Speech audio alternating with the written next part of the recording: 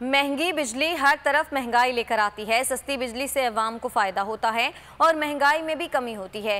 वज़ीर-ए-आज़म इमरान खान ने दासू डैम का दौरा और खिताब में कहा कि पहले तरबेला और मंगला डैम की वजह से हमें सस्ती बिजली मिलती थी।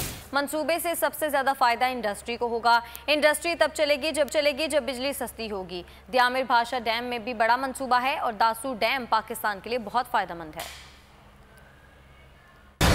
सस्ती और साफ बिजली इस प्रोजेक्ट से जो हमारे मुल्क को मिलेगी, हमें बहुत पहले ये काम करना चाहिए था और हमारे लोगों को अगर ये सस्ती बिजली मिलती, एक अवाम के लिए भी आसानी थी।